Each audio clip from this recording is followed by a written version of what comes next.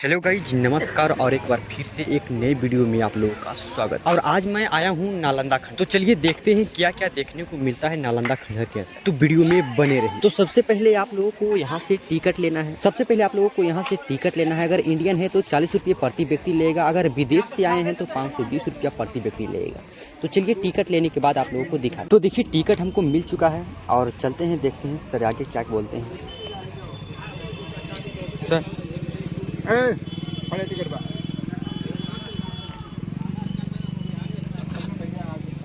दो लिखिए। हाँ,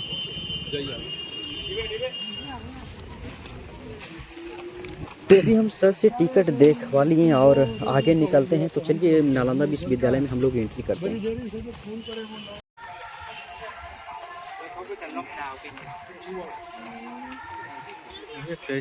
कर रहा है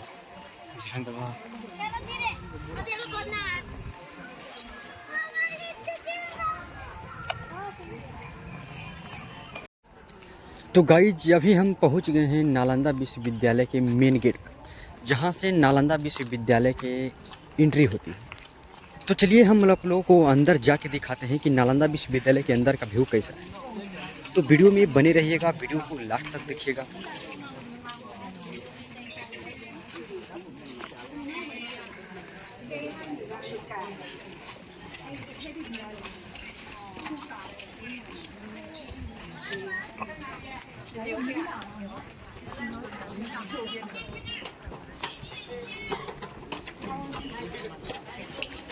ऊपर वाले जो हेरिटेज है ना उसको सपोर्ट देने के लिए बनाया गया है ना। एक विहारों में लगभग 30 से 35 औसत कमरे होते थे और हर प्रत्येक एक कमरे में एक विद्यार्थियों के रहने की कुल व्यवस्था होती थी। और प्रत्येक विहारों का जो है ना दक्षिणी पश्चिमी छोरों पर इसकी एक वास्तु यानी वास्तुशास्त्र के अनुसार इसकी जो है ना कंस्ट्रक्शन होता था, बनावट होती थी। दक्षिणी पश्चिमी छोरों पर स्टेयर सीढ़ियां बनी होती थी जो अलग अलग मल्टी स्टोरी की बिल्डिंगों पे आने जाने के लिए इसका उपयोग होता था। नमस्ते, सब बढ़िया। पानी का निकास के लिए प्रत्येक एक एक कमरे में एक एक विद्यार्थियों के रहने की व्यवस्था। ये सब नई नालियां यानी वाटर डिस्पोजल के लिए सिस्टम बनाया गया। ये दक्षिण पश्चिम छोरों पर सीढ़ियां होती थी।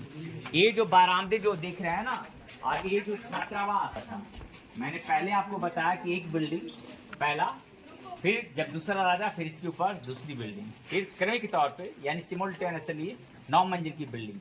इतिहासकारों का मानना है कि ये बादलों की ऊंचाइयों को छूने वाला बहुमंजिल भवन उस जमाने में हुआ करता था। तो यहाँ जो है ना दो पर्पस था, क्या चीज का, दीवालों की जो मोटाई कितने सब बात जब आपने प्रवेश किया यहाँ। दूसरी बात क्या, प्राकृतिक वातानुकूलन का एहसास दिलाता था, नेचुरल कंडीशन का। ठंडक के मौसम में बाहर में ठंड, जब इसके अंदर आते हैं गर्माहट, उसी प्रकार से गर्मी के दिनों में बाहर में गर्म, और जब इसके अंदर आते हैं उस समय में तो ठंडक महसूस होता है। उस जमाने में भी होता था, अभी भी वर्तमान समय में उसकी अनुभूति यानी फीलिंग हम लोग को एहसास होता है। आइए इसके बाद छात्रावास हम दिखाते हैं इसके बारे में। तो चलिए देखते हैं सर ने आगे क्या बताएंगे। तो वीडियो को पूरा देखिएगा और वीडियो अच्छा लगे तो वीडियो को लाइक कर दीजिए। चलिए देखते हैं, वीडियो में बने रहिएगा। मैंने आपको चर्चा किया था कि ओरल टेस्ट में फर्स्ट अटेम्प्ट में वो असफल हो गए, फेल हो गए थे। सेकंड अटेम्प्ट में 5 वर्ष विद्यार्थी जीवन और 1 वर्ष आचार्य का जीवन व्यतीत किया। तब 6 वर्षों में उन्होंने क्या डायरी लिखी, सीओ की डायरी का नाम था, पूर्व से पश्चिम यात्रा का विवरण, ईस्ट टू वेस्ट डेवलप। उसमें नालंदा महाविहार से संबंधित सभी बातों का उल्लेख किया। तब ना मैंने बताया 10,000 विद्यार्थी अध्ययन करते थे और 1500 से लेकर 2000 आचार्य शिक्षा देने का कार्य करते थे। और उन्हीं की लिखी गई डायरी सीयू की किसने पढ़ा, सर लॉर्ड अलेक्जेंडर का नीम, जिन्हें फादर ऑफ आर्कोलॉजी, प्रथत्व का जनक। तब जो है इसका पता लगाया जा सका 1861 में। इसके ऊपर स्ट्रक्चर के ऊपर सब खेती बाड़ी करते थे, किन्हीं को जानकारी नहीं थी नालंदा के बारे में। तो यहाँ देखिए एक वैकेंट प्लेस है, खाली जगह है, यहाँ इस दीवार से उस दीवार तक, और इस यहाँ तक की इसकी ऊंचाई है। तो ऐसा माना जाता है वेन सांग जब इस छात्रावास में रहती थी, इसके अंदर जाके यानी विपස්සना का अभ्यास यानी ध्यान का अभ्यास करते थे, मेडिटेशन का प्रैक्टिस करते थे। तो जो भी हमारे चीनी बौद्ध श्रद्धालु आते हैं ना, इस पावन भूमि को नमन करते हैं।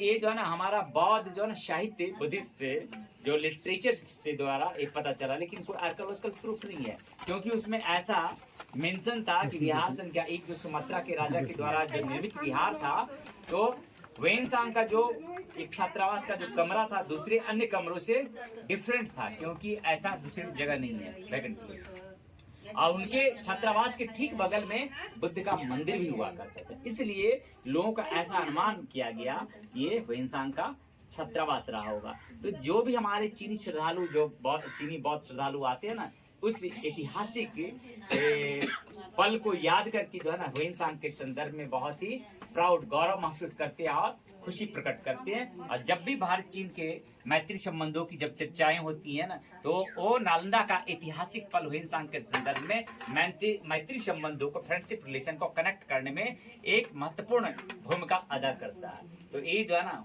उन सभी बौद्ध श्रद्धालुओं के लिए भी एक पावन भूमि मानी जाती है सर ना। बिहार में जो थे यानी बौद्ध भिक्षु, वो भी साथ में आके बुद्ध की प्रतिमा के ठीक नीचे बैठ के जो है ना ध्यान का अभ्यास करते थे। तो उस जमाने का ट्रेडिशन था, अभी भी ट्रेडिशन है।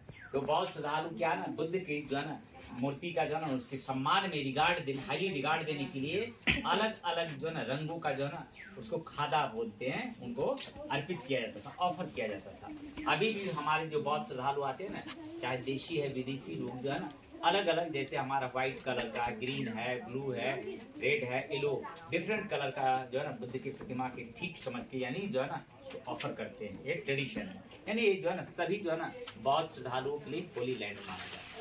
ठीक सर। अब इसके बाद हम लोग कोर्ट यार्ड यानी आंगन में चलेंगे, जहाँ की क्लासरूम ऑर्गेनाइज होता था, और इसके ठीक बगल में जो है ना बुद्ध का मंदिर का रिमेन्स पार्ट्स यानी अवशिष्ट भाग है। तो गाइस ये है परांगण, और आपको जहाँ जहाँ पत्थर, छोटा छोटा पत्थर आप देख रहे हैं, वहाँ पे लोग बैठ के योगा करते थे, भगवान को ध्यान करते थे। ये ना उसको हूबहू अवस्था में उसको कंजर यानी संरक्षित करके रखा गया है। तो ये जो है ना आचार्य, मैंने आप सबको बताया था एक छोटे बिहार थे, तो ऐसी मान्यता कि अलग अलग बिहारों में अलग अलग विषयों की पढ़ाई होती थी विश्व स्तर की, जिसमें शोध कार्य होते थे। जैसे आप लोग दही को महकते हैं ना तो मलाई निकलता है ना, उसी प्रकार से जो यहाँ की जो पढ़ाई जो थी ना, डिबेट यानी तर्क वितर्क के बिना जो है ना अधूरी मानी जाती थी। तो यहाँ जो आचार्य की बैठने की व्यवस्था थी, सामने के हिस्से में विद्यार्थी की बैठने की। आज की तरह बेंच डेस्क का यानी ट्रेडिशन प्रचलन नहीं था उस जमाने में। यहीं से उनके लिए व्याख्यान दिया जाता, यानी इसको व्याख्यान का लेक्चर हॉल, व्याख्याता बोलते हैं ना, लेक्चरर जो लेक्चर देता हो, और जो जहाँ लेक्चर दिया जाता हो लेक्चर हॉल ना, व्याख्यान कक्ष बोलते हैं। तो यहाँ से ही उनके लिए व्याख्यान दिया जाता था, और दिए गए व्याख्यान से जो है ना अधिक से अधिक ज्ञानार्जन लोग हासिल करते थे। इसको नालंदा डायलेक्ट एक जो है ना लोकल प्रभाव है, उसको आप लोग समझिए। चले जाने से राजगीर जाए, अब बोले जाने से नालंदा है। यानी जैसे प्लेन एरिया यानी मैदानी इलाका का व्यक्ति यदि पहाड़ी इलाका में भेज दिया जाए ट्रेवल करने के लिए, तो बहुत ही अनकंफर्टेबल यानी जो है ना उसको यानी डिफिकल्टी फीलिंग होता है, यानी बहुत ही कठिनाइयों का सामना करना पड़ता है। उसी प्रकार से जिसके पास वेल एक्सपीरियंस होता था यानी जो है ना पहाड़ी इलाके में ट्रेवल करने का, तो इजीली जो है ना वो वॉक कर सकते हैं। तो यानी जिसके वैसे व्यक्ति के पास जिसके पास वेल एक्सपीरियंस होता था यानी पहाड़ी इलाके में चलने का, वही व्यक्ति राजगीर जा सकता है। और जिसके पास बोलने की कला होती वही यानी जो डिबेट कर सकता था, वही व्यक्ति नालंदा आ सकता था। तो ये जो है ना इसके जो है ना कल्चर से वो प्रभावित जो है ना सटीक है। तो अभी मैं एक चीज बताऊं, शांति रक्षिता पद्मसंभवा बहुत बड़े ग्रेट जो है ना स्कॉलर थे, यानी जो है ना बौद्ध भिक्षु जो थे ना, यहाँ से 7वीं शताब्दी में क्या लेके गए बौद्ध धर्म। वहाँ बौद्ध धर्म नहीं था तिब्बत में जो अभी चीन वाले लोगों ने कब्जा कर रखा है ना, तो शांति रक्षिता पद्मसंभवा बहुत बड़े तांत्रिक गुरु थे। उसके पहले बौद्ध धर्म था। बौद्ध धर्म में क्या होता था, जंगलों के लोग पूजा करते थे, भूत प्रेत में लोग विश्वास करते थे। तो उनकी अपनी लिपि नहीं थी, संस्कृत भाषा से उनकी लिपि यानी डेवलप की गई। तो उसका जो ओरिजिनल जो एजुकेशन जो कल्चर रहा ना, यानी उनकी जो मूल जो शिक्षा संस्कृति, नालंदा की जो ना मूल शिक्षा संस्कृति छिपी हुई है। जब भी हमारे बौद्ध धर्म के विश्व गुरु जो है ना दलाई लामा जब भी लोगों को इन्फ्लुएंस यानी धम्म देशना देते हैं कहीं भी, तो नालंदा की चर्चा बार 8 से 10 बार करते हैं, क्योंकि इतना इसका बहुत बड़ा महत्व बताया गया। तो जब भी 2 ग्रुप लामा जी का होता है ना, इस प्रकार से ऐसे प्रश्न पूछते हैं, दूसरा ग्रुप जो है ना रिप्लाई देता है। वो क्या ना पहले के गौरवशाली अतीत को याद करके जो है ना बहुत ही खुशी प्रकट करते हैं, इनर हैप्पीनेस यानी फीलिंग करते हैं। एक आगे धनुष की डिजाइन यहाँ बनी। अब एक जगह दूसरा मैं आपको इसका सिंबलाइज साइन भी दिखाऊंगा। तो ये दैट सिंबलाइज साइन रिप्रेजेंट धनुष की कुछ जो है ना हिस्से इसमें दबे पड़े हैं। ये सांकेतिक चिन्ह सिंबलाइज साइन क्या दर्शाता है? ये कुमारगुप्त फर्स्ट के द्वारा फर्स्ट बिल्डिंग ये कंस्ट्रक्ट की गई है, पहली बिल्डिंग बनाई गई। मैंने आप सबों को बताया कि ये जब आर्कोलॉजी जब एक्सवेट किया तो 3 मल्टीस्टोरी की बिल्डिंग हुई। तो फर्स्ट जो है ना कुमारगुप्ता के जमाने में जब फाहियान आए थे पढ़ाई करने, इधर आइए। इसके बाद जो है ना सेकंड बिल्डिंग ये जो है ना एक बार तो चलिए आगे चल के आप लोगों को दिखाते हैं।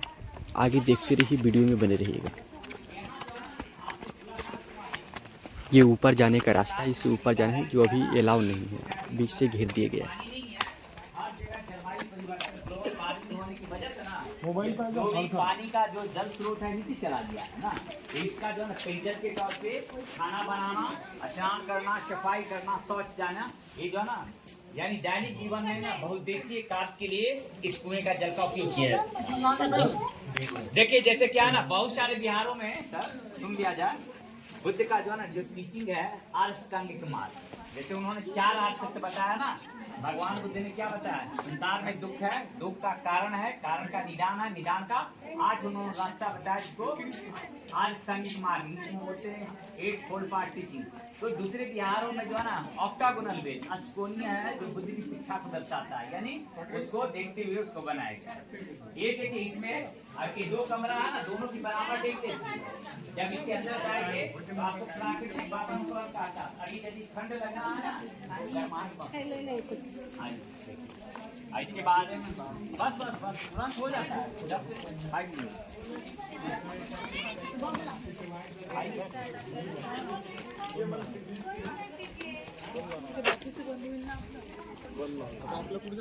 अभी समय है सर, आराम से पहुंच जाइएगा। थोड़ा सा चलिए ठीक है, हो जाएगा। आइए, इस कमरे से जो है ना दोनों कमरों की बनावट एक जैसी है। इस कमरे से एक टेराकोटा जार मिला, दोनों कमरों से एक टेराकोटा, यानी मिट्टी का बहुत बड़ा पात्र है। तो पहला इतिहासकारों का ऐसा मानना है कि अन्न रखने का यानी ग्रेनरी स्टोर रूम रहा, यानी अन्न का भंडार गिरा।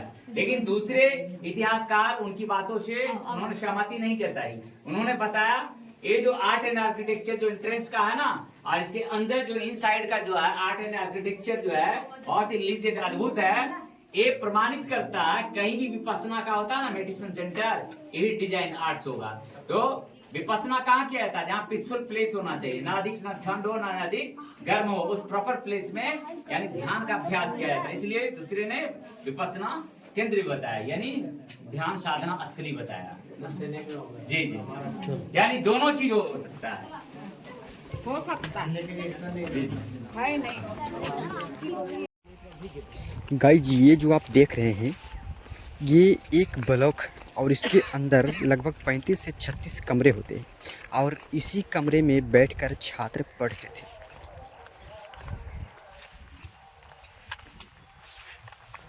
ये आप देख सकते हैं, इसके ऊपर का जो छत है वो जल चुका है हर एक ब्लॉक में, और ये जो दीवारें हैं दीवारें बच रही है। इसके ऊपर का जो छत है वो जल चुका है, आप देख सकते हैं। और ये जो आप देख रहे हैं ये ऑफिस होता था जहाँ टीचर बैठ के मीटिंग करते थे और जो बड़ा बड़ा राजा आते थे यहीं पर बैठ के टीचर के साथ गप करते थे। ये जो आप जगह देख रहे हैं, ये जो रूम बनाया हुआ है, यहाँ पे बड़े बड़े गुरु आकर आराम करते थे। जो खाली समय मिलता था वहाँ पे आके बैठते थे।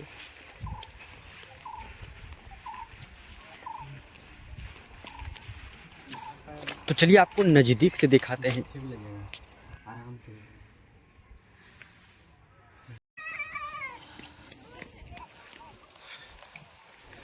तो आज का इतना ही। अगर वीडियो अच्छा लगा हो तो लाइक कर दीजिएगा, और चैनल पर नए हैं तो चैनल को भी सब्सक्राइब कर दीजिएगा, बेल आइकन दबा दीजिएगा ताकि आपको पहले नोटिफिकेशन मिल जाए। और इसी तरह के वीडियो आते रहेगा तो चैनल को सब्सक्राइब कर लीजिएगा। Okay bye.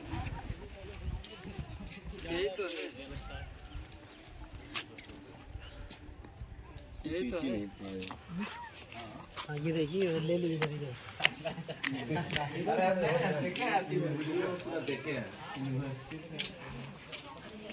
चलिए उधर आइए।